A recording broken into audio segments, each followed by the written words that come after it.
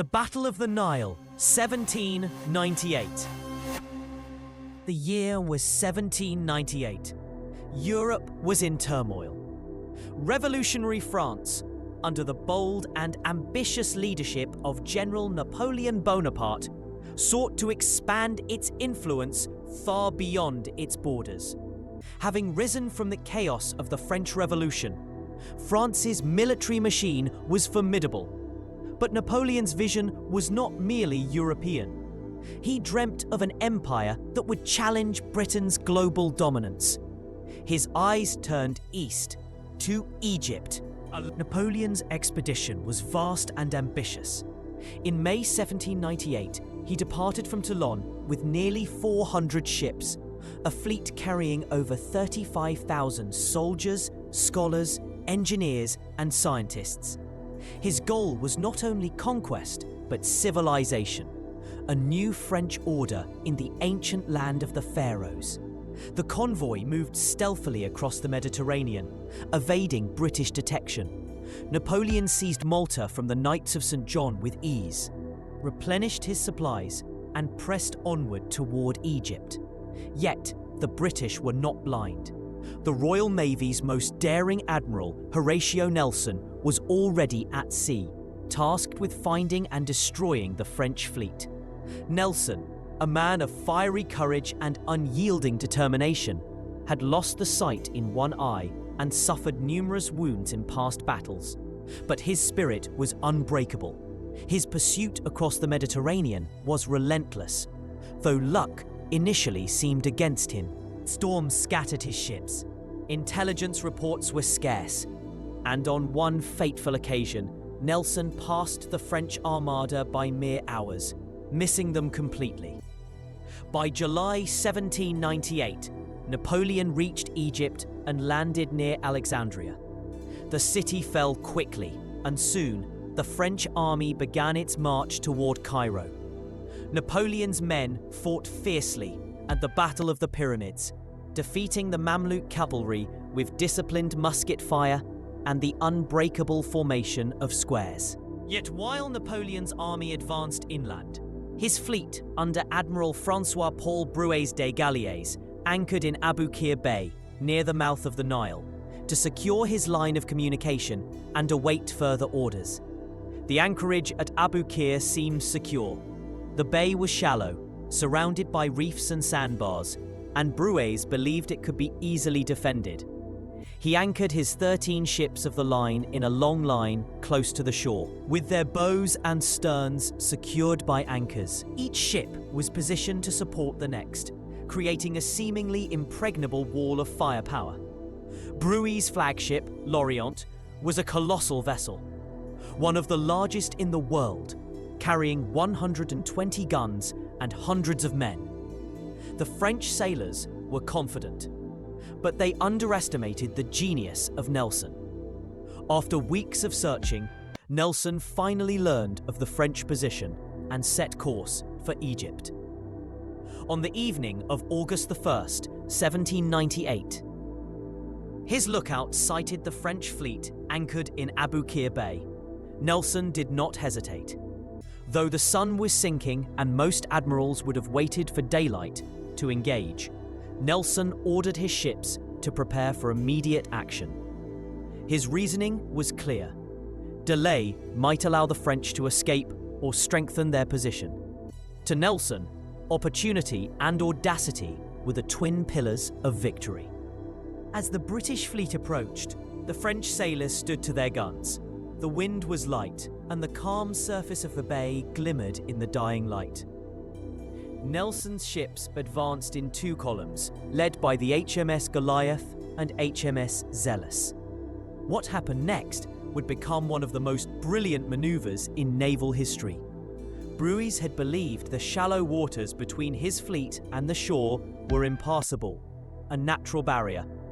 But Nelson's captains, skilled navigators all, realized there was room enough to slip through. As darkness began to fall, Goliath and Zealous sailed between the French line and the shore, attacking the French ships from the unprotected side, their port, while the rest of Nelson's fleet engaged the starboard. the French were caught in a deadly crossfire, unable to maneuver, their line collapsing under the unexpected assault. Cannon fire lit the night sky as the two fleets clashed. The thunder of broadsides echoed across the bay. Musket balls and splinters filled the air. Men screamed orders and prayers, and the sea churned with wreckage and blood. Nelson himself was wounded in the forehead by flying debris, his face streaming with blood, yet he refused to leave the deck. The British gunners, trained to perfection, fired with deadly precision and speed. Their discipline and coordination overwhelmed the French ships one by one. By midnight, the bay was a scene of chaos. Several French vessels were ablaze, their masts collapsing into the sea. The flagship L'Orient, towering above the battle, became the focus of British fire. Both HMS Alexander and HMS Swiftsure targeted her, their guns pounding relentlessly. Flames began to spread across her decks, fed by the paint, tar, and canvas. The fire reached the powder magazines deep within the ship, and at approximately 10 p.m., L'Orient erupted in a cataclysmic explosion that illuminated the night sky like a second sun. The blast was so immense that it shattered windows miles away and silenced the guns for several moments. Both fleets paused in stunned awe. When the smoke cleared, L'Orient was gone, her wreckage scattered across the bay, and more than 1,000 men, including Admiral Brueys himself, were dead. The explosion marked the turning point of the battle.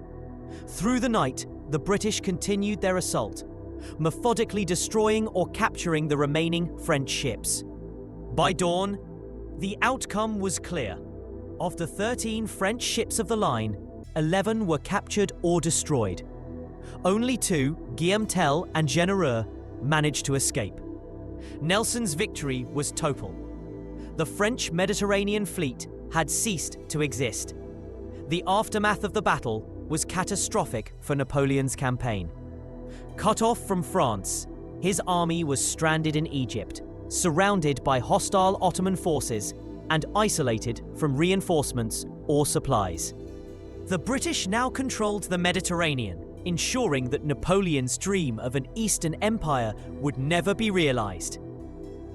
The psychological impact was enormous. In Europe, the news of the victory electrified Britain. Church bells rang across the nation. The people hailed Nelson as a hero and savior. Nelson himself was hailed with unprecedented admiration. The victory at the Nile was not merely a tactical success. It was a masterpiece of naval warfare. Nelson's daring decision to attack immediately, his innovative tactics of dividing the enemy's line, and his personal leadership turned what could have been a costly stalemate into an overwhelming triumph. For the Royal Navy, it was proof that British seamanship and courage were unmatched. In contrast, the French were plunged into despair. Napoleon, upon hearing the news, concealed it as long as he could from his troops, fearing demoralization. His grand expedition, meant to establish French power in the East, now seemed doomed. Though he would go on to achieve temporary victories on land in Egypt and Syria, the loss of his fleet made long-term success impossible. When he eventually returned to France in 1799, it was in secret, leaving his soldiers behind. The strategic implications of the Battle of the Nile extended far beyond Egypt. It shifted the balance of power across the Mediterranean. The Ottoman Empire, encouraged by Britain's success, declared war on France. Russia and Austria joined the Second Coalition against Napoleon, igniting a new phase of the European conflict. The British Navy, under Nelson and others, now reigned supreme, able to strike at French interests around the globe. Nelson's own fame reached legendary heights. Honours poured in from across Europe. The Sultan of Turkey presented him with gifts. The Tsar of Russia praised him. And in Britain, King George III made him a baron. Yet behind the glory, Nelson remained humble and deeply emotional. He was not an ordinary commander. He fought with passion and heart, often risking his life alongside his men. His leadership inspired devotion from his crews, who adored him as much for his humanity as his brilliance. The Battle of the Nile also revealed the evolution of naval warfare.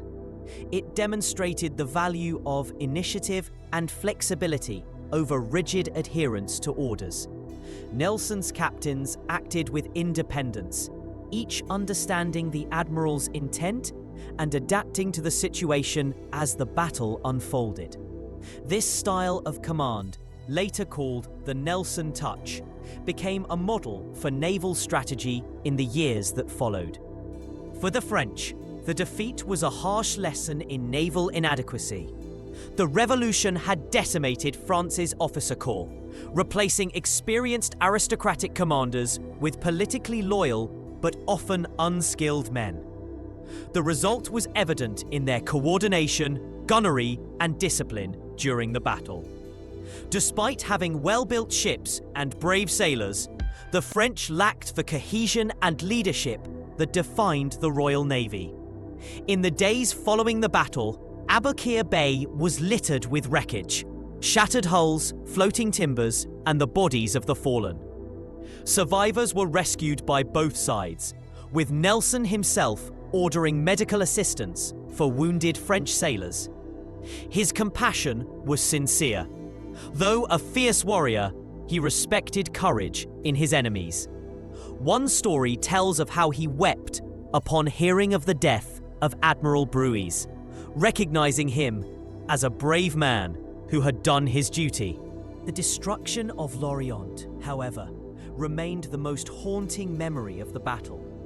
The sight of the mighty ship consumed by fire and exploding into the night sky became a symbol of the fragility of power, of the price of ambition, and of the devastating beauty of naval warfare.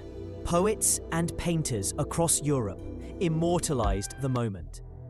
Even Napoleon, far from the battle, is said to have been deeply affected when he learned of the explosion that claimed his flagship. For Nelson, the victory at the Nile was a defining moment. It elevated him from a successful admiral to a national hero, a living legend. The battle's impact was felt across the British Empire and even in far-flung colonies. It reassured allies, inspired armies, and reminded the world that British command of the seas was unassailable. From that point onward, Nelson's name became synonymous with courage and genius. The years that followed would see Nelson continue his meteoric rise. To Copenhagen in 1801, to Trafalgar in 1805, but the foundation of his legend was laid in the warm waters of Aboukir Bay. The Nile was the battle that made him immortal. Meanwhile, for Napoleon, it was a wound that never fully healed. His Egyptian expedition, though brilliant in conception, ended in strategic failure. The Battle of the Nile shattered his link to France and forced him into a campaign of survival. When he finally abandoned Egypt and returned to Paris, he carried the lesson with him, that mastery of the sea was essential to mastery of the world. Thus, the Battle of the Nile stands as one of the most pivotal moments in naval history, a confrontation that combined courage, skill, and destiny. It was a clash not only of ships and men, but of empires and ideals. The revolutionary fervour of France against the seafaring might of Britain. When dawn broke over Aboukir Bay on August 2nd, 1798, the smoke slowly lifted, revealing the shattered remains of the French fleet and the triumphant British ships riding proudly at anchor. The calm that followed was eerie, almost sacred, as though the sea itself mourned the thousands who had perished beneath its waves. In the stillness of that morning, the legacy of the battle was already written. The Mediterranean belonged to Britain. Napoleon's dream of Eastern conquest was broken, and Horatio Nelson had etched his name into the eternal roll of history's greatest commanders. The Battle of the Nile was not merely a victory, it was a turning point in the struggle for global supremacy. It reshaped alliances, altered empires, and set the stage for the wars that would define the 19th century. Its echoes can still be heard wherever the sea meets the shore, reminding the world that courage and leadership can change the course of history in a single night.